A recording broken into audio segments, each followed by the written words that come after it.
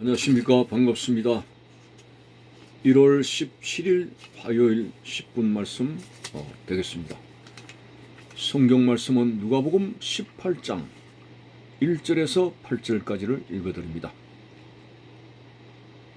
예수께서 그들에게 항상 기도하고 낙심하지 말아야 할 것을 비유로 말씀하여 이르시되, 어떤 도시에 하나님을 두려워하지 않고 사람을 무시하는 한 재판장이 있는데, 그 도시에 한 과부가 있어 자주 그에게 가서 내 원수에 대한 나의 원한을 풀어주소서 하되, 그가 얼마 동안 듣지 아니하다가 후에 속으로 생각하되, 내가 하나님을 두려워하지 않고 사람을 무시하나 이 과부가 나를 번거롭게 하니 내가 그 원한을 풀어주리라. 그렇지 않으면 늘 와서 나를 괴롭게 하리라 하였느니라. 주께서 또 이르시되, 불의한 재판장이 말한 것을 들어라. 하물며 하나님께서 그 밤낮 부르짖는 택하신 자들의 원한을 풀어주지 아니하시겠느냐? 그들에게 오래 참으시겠느냐? 내가 너희에게 이르노니 속히 그 원한을 풀어주시리라. 그러나 인자가 올 때에 세상에서 믿음을 보겠느냐 하시니라. 아멘.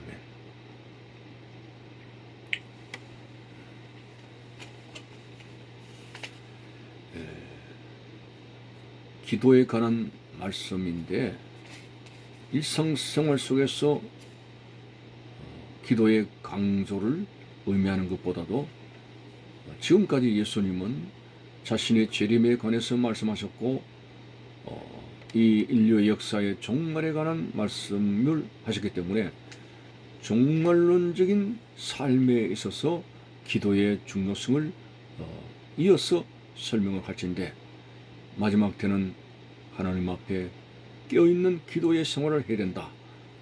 이런 관점에서 오늘 예수님께서 하신 비유의 말씀을 생각해 보겠습니다. 18장 1절에 기도하고 항상 기도하고 낙심하지 말아야 할 것을 비유로 말씀하시되, 우리가 잘 아는 불의한 재판장과 과부의 이야기입니다. 어떤 도시에 하나님을 두려워하지 않는 그런 오만한 재판장이 있었다고 했습니다. 아마도 이 하나님을 두려워하지 않기 때문에 여러 가지 불법을 행하는 불의한 재판관이라고 보게 되는 거죠. 그 불의의 내용 중에 어떤 부분이 바로 뇌물, 뒷돈을 받고 그렇게 옳지 않게 재판하는 그런 불의한 재판관이게 되는 것입니다. 이때에 한 과부가 있습니다.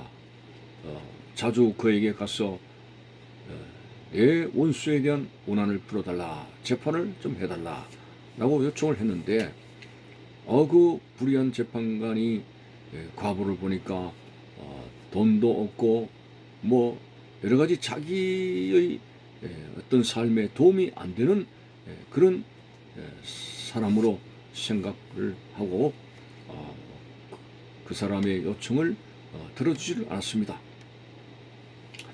그래서 이 과부는 낙심하지 아니하고 매일같이 요청을 하게 됐습니다. 내 원한을 풀어달라.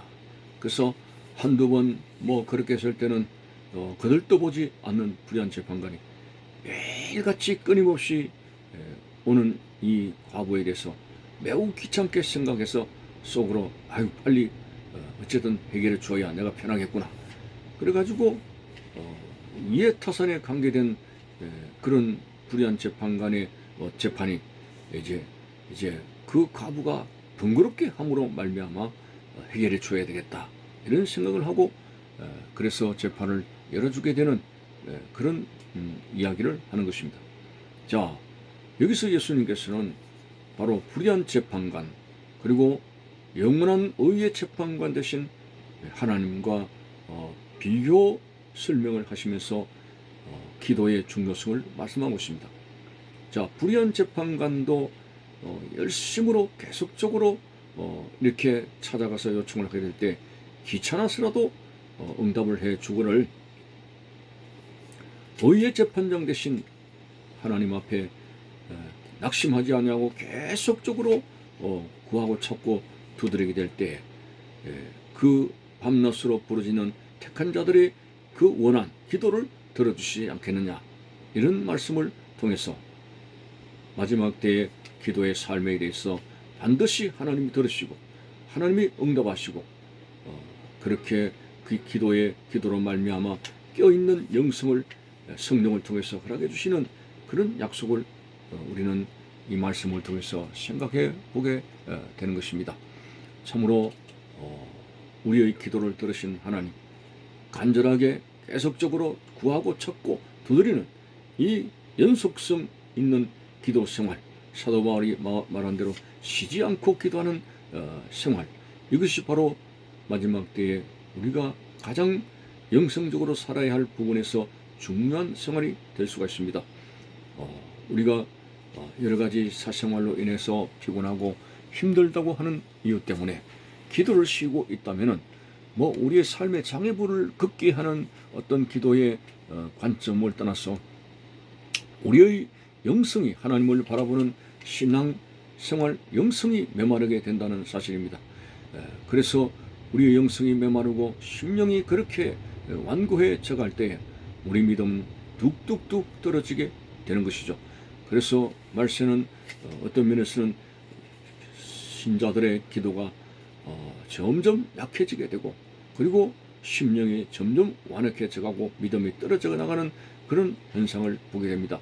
그래서 예수님께서 오늘 8절에 분명히 기도를 들어주시겠다고 기도를 하라고 마지막 때에 이제 깨어서 기도하라고 했지만은, 그러나 인자가 예수님이 이 세상에 올 때에 믿음을 보겠느냐, 점점 더 기도 안 하고 믿음이 떨어져서 그렇게 사는 마지막 때의 신자들의 모습을 보게 됩니다.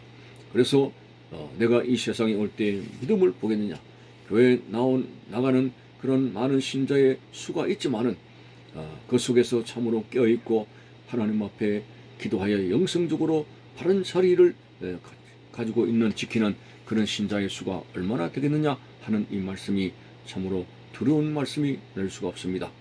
이스라엘 백성들이 마치 예수님과 정론할 때에 우리는 아브라함의 자손이다 라고 선민 사상에 입각해서 자랑을 했습니다.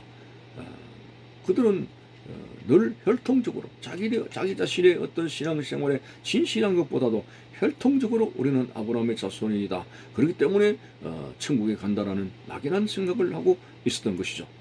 그러나 예수님께서는 그들의 잘못된 생각을 깨뜨렸습니다. 아브라함의 자손이면은 아브라함 자손답게 살아라 라는 말씀을 했습니다. 그렇습니다. 이것을 오늘날 우리 신자들로 이제 해서 이야기 드린다면, 그렇지 않으면 크리스찬답게, 신자이면 신자답게 살아야 되지, 우리가 여태까지 신앙생활을 하게 된 신앙의 관록을 내세우면서 나는 크리스찬이다 막연한 생각을 버리고 지금 현재 과거에 뜨거웠던 그런 모습만 생각하지 말고 그 뜨거움이 계속적으로 지금 이제 유지가 되고 있는가를 생각해 보면서 내 신앙의 삶이 지금 현재는 어떠한가, 항상 우리 자신의 지금의 모습을 돌아보고 기도에 열중하는 생활이 마지막 때에 얼마나 중요한가 하는 것을 생각해 보게 됩니다. 예를 들어서 예수님께서 이 땅에 초림하시게 될 때에 아기 예수로 이 땅에 오시지 않았습니까? 그때 그 시몬이라든지 바누엘의 딸 안나 같은 경우에는 바로 초림 되신 예수님을 그들이 목격하는 큰 은혜를 받게 됐습니다. 그들은 어떤 사람입니까? 바누엘의 딸 안나 그리고 시몬 같은 경우는 성전을 중심으로 늘 깨어서 기도하는 사람이었던 것을 봅니다. 그래서 기도하는 그들에게 성령께서 말씀하셨고 이제 아기 예수님을 품에 안을 것이라고 하는 그런 이제 지시를 받게 되고, 그들이 기도로서 생활하게 될 때 이 땅에 오신 아기 예수님을 모시게 되는 그런 영광을 받게 되었습니다. 다시 오실 주님 앞에 그 예수 그리스도를 맞이할 수 있는 자가 어떤 사람입니까?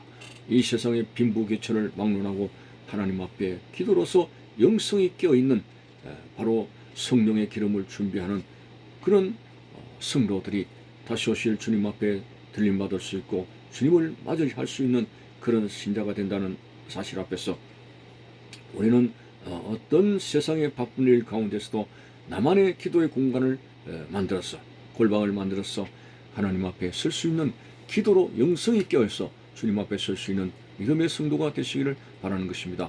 감사합니다.